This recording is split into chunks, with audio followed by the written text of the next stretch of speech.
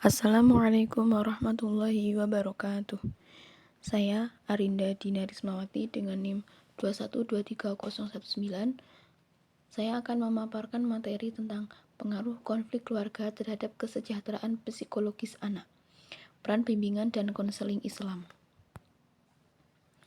Latar belakang.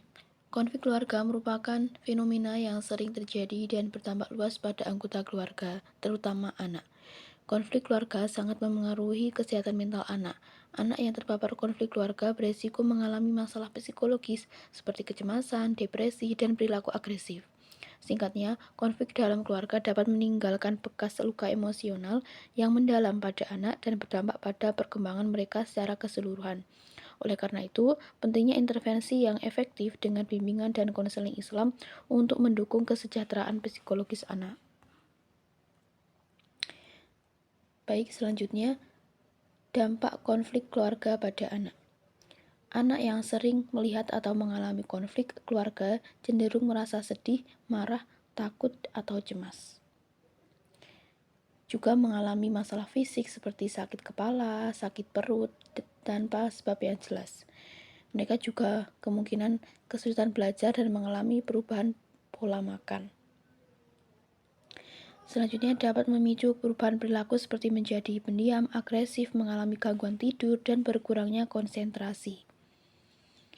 Konflik yang berlangsung lama dan konflik yang melibatkan kekerasan fisik atau verbal cenderung lebih berpengaruh. Konflik orang tua sebagai bentuk ketegangan dan perselisihan di dalam rumah tangga dapat menciptakan dinamika yang penuh tantangan, terutama ketika anak-anak menjadi saksi.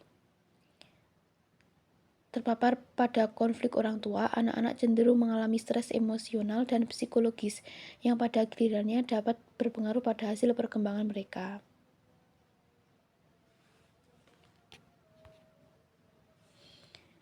Bukti penelitian. Penelitian di Desa Baramamase menunjukkan pengaruh signifikan konflik rumah tangga terhadap perkembangan mental anak dengan skor perkembangan mental yang lebih rendah pada anak yang sering terpapar konflik. Studi lain menegaskan, konflik orang tua menjadi determinan penting dalam pembentukan karakter dan pengendalian emosi anak di masa depan. Selanjutnya ada mekanisme dampak konflik. Anak meniru perilaku agresif yang ditampilkan orang tua modeling. Jadi ketika anak melihat orang tua berantem, itu di masa depannya anak itu akan meniru perilaku orang tuanya. Bisa dengan ketika seorang anak itu menjadi dewasa, nah akan memperlakukan istri atau anaknya atau suaminya seperti yang dilihat pada anak itu saat masih kecil, karena seperti itu dibawa sampai tua. Jadi anak itu menjadi traumanya ke bawah sampai masa depan. Lingkungan keluarga yang penuh konflik menciptakan ketidaknyamanan emosional dan kesulitan berbagi perasaan. Anak yang lebih muda dan konflik yang melibatkan kekerasan cenderung lebih terpengaruh. Selanjutnya, pentingnya kesejahteraan psikologis anak. Kesejahteraan psikologis anak mencakup stabilitas emosi, rasa aman, dan kemampuan mengelola stres. Anak dengan kesejahteraan psikologis baik lebih mampu berprestasi dan membangun relasi sosial yang sehat. Jadi, pengaruh konflik rumah tangga terhadap perkembangan mental anak, dalam hal ini orang tua, dalam pembentukan karakter dan perilaku anak, serta penanaman nilai yang dipandang penting bagi anak, yakni ketaatan beribadah, nilai jujur, rukun, dan hormat yang perlu dikembangkan dan diberikan kepada anak yang dicontohkan orang tua. Bimbingan konseling Islam, baik melalui sesi online individu maupun keluarga, menawarkan lingkungan yang aman dan terstruktur bagi orang tua dan anak-anak yang dapat mengeksplorasi dan memperbaiki kesejahteraan mereka.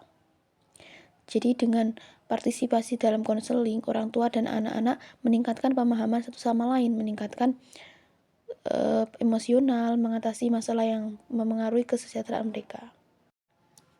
Peran bimbingan dan konseling Islam.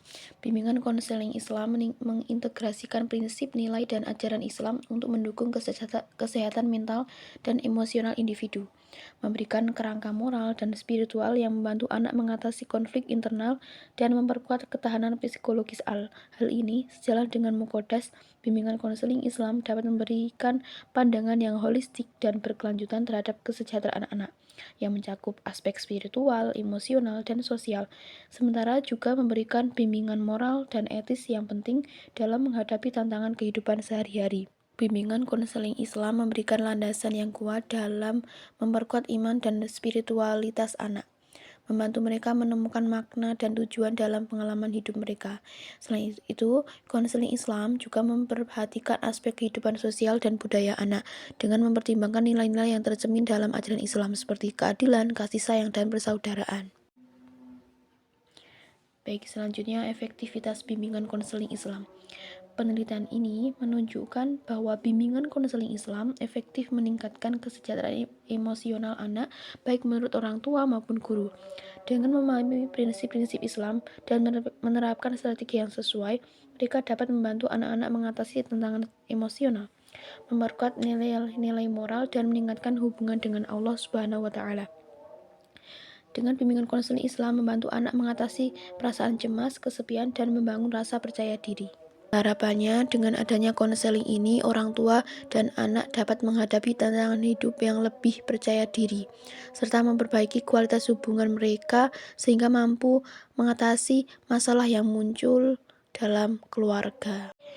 Langkah-langkah bimbingan dan konseling Islam bisa dimulai dengan mengetahui gejala-gejala yang tampak pada anak. Selanjutnya, melakukan mencari latar belakang, mendiagnosis, juga bisa dengan melakukan langkah terapi.